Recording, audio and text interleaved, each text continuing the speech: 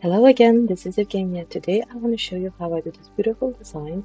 I really like it and I hope you will enjoy it too. So let me know what you think. Enjoy the video. First off, I'm gonna start by removing most of the covering of my nails. I do want to leave a little bit not to damage my natural nail, but I want to take off enough to actually see how my nail is underneath.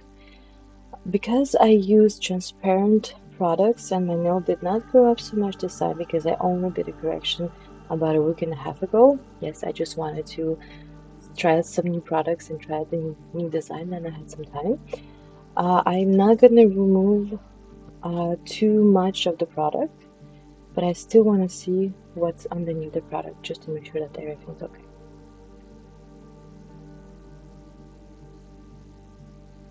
Then I'm gonna do the manicure. So first off, using the orange wooden stick, I lift the cuticle and then I use a nail file with the blue bit to remove all of the dried up cuticle from underneath it.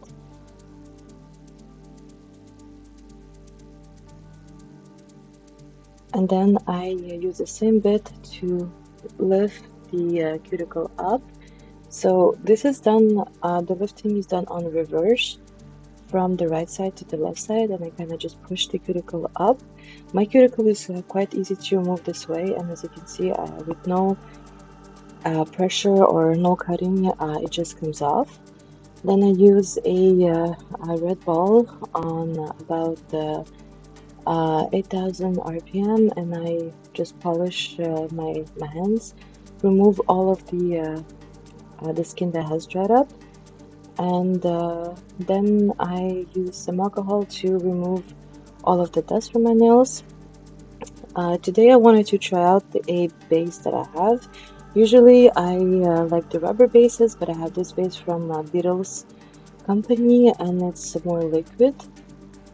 So what I want to do is to put a little bit, and then I kind of want to even up my my nails, so I put a little bit more and let it kind of even up nail plate. Next, since I did not remove all of the product that I had before I had a hard gel on, I'm going to create the nail structure with a more rubber base. So it is a hard base, but it's not, let's say, as hard as a builder gel. But I really like the color and I wanted to have a very natural nude color. So in this case, I decided to go with this product. This is what I have for now. I really like the color of this camouflage base. Now for the design. So I'm gonna be using, this is a nail polish from a company Fox. It's a Ukrainian company that I ordered online. I really love their nail polishes because they are really thick and they do dry up quite nicely in the UV lamp. So with those nail polishes, you can even get away of applying only one coat, and they look amazing. But I still do apply most of the time 2 layers of the coat of the gel polish.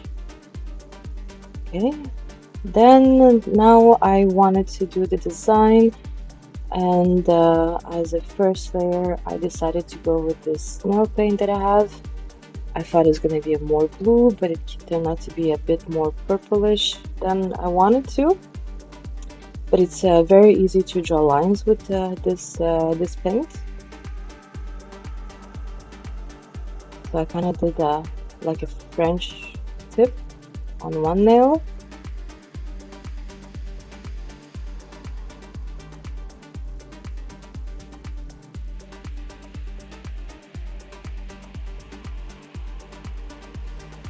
Now I just put some more of the Fox nail polish that I showed before, and I decided to do like a little line on the same nail as the French tip. This nail polish is incredible. It lets me really draw very, very fine lines, and it is very thick. So on actually my second hand, I didn't show it, but instead of using this purplish gel paint, I'm just doing all of the design with the gel polish, and it turns out pretty good.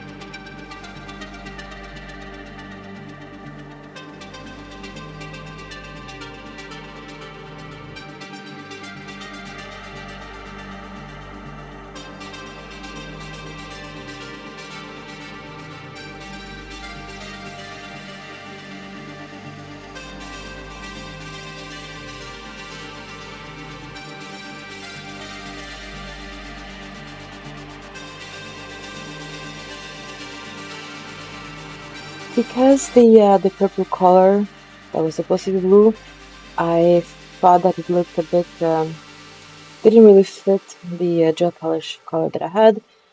For the second layer, I'm just covering it up with the Fox gel polish, and it creates a nice color, and also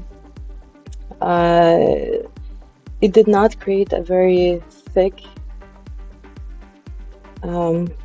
tip. As you know, sometimes you do a French tip, but if the color that you're using is not thick enough, you need a lot of product on your tip. But in this case, I really liked how the Fox it's so pigmented that I didn't need to apply tons of it to actually cover up the first color that I had put on. Then I'm going to be using the nail stamping colors from Born Pretty. I really like them because I can actually do very nice fine lines with those gel colors.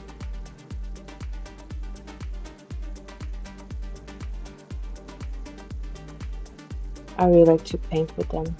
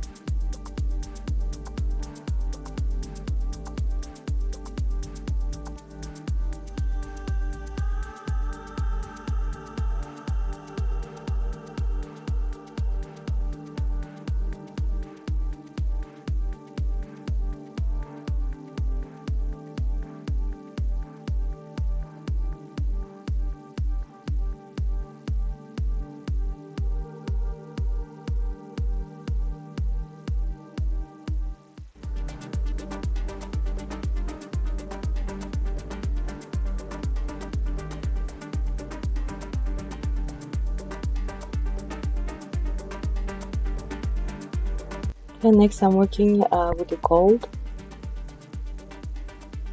gel paint.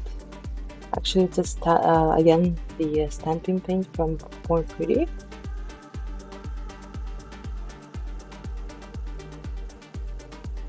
Quite easy to apply.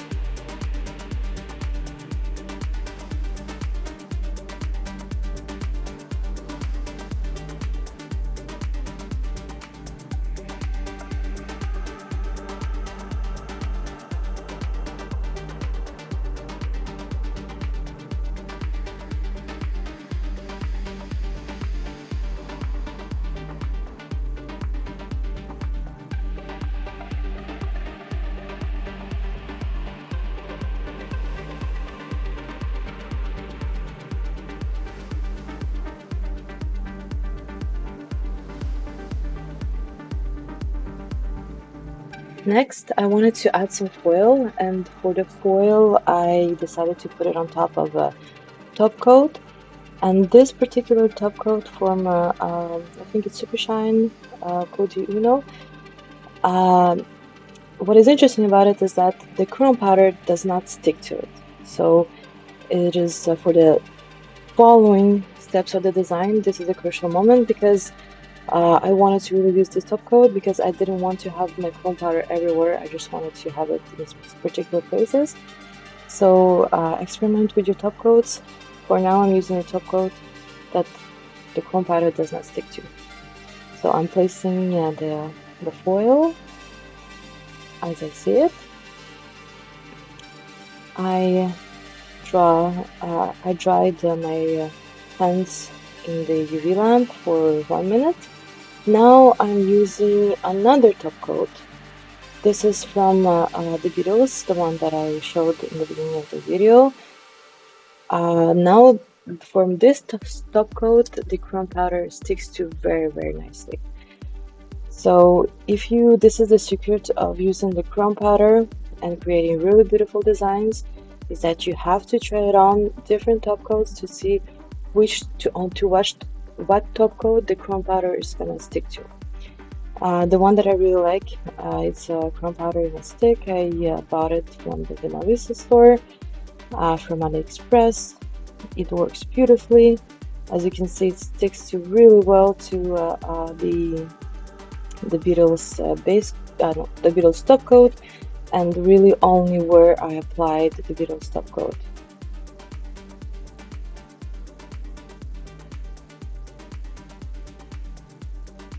Also, another thing with the chrome powders, you don't want to put the chrome powder on the edge of your nails because you're gonna have chips.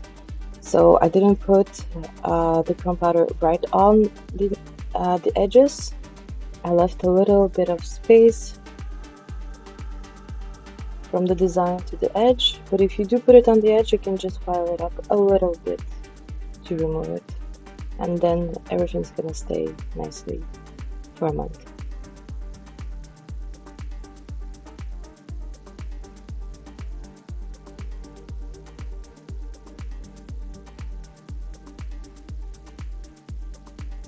Okay, then I once again use the Cody Uno Super Shine top coat, and you can just cover the whole nail up, but I wanted to have the foil and the parts where I put the chrome powder to be a bit more embossed, so like 3D effect.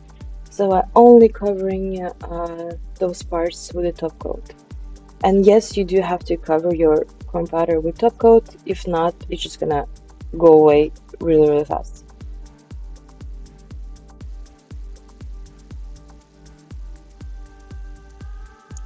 So this is the design that we have. I do really like it. I really enjoyed making this video and playing around with all of the gel colors. Let me know what you think. Let me know if you liked it by liking the video. Let me know if you have any comments, if you have any questions, and please do subscribe. I will be making more videos quite shortly. Thank you for watching.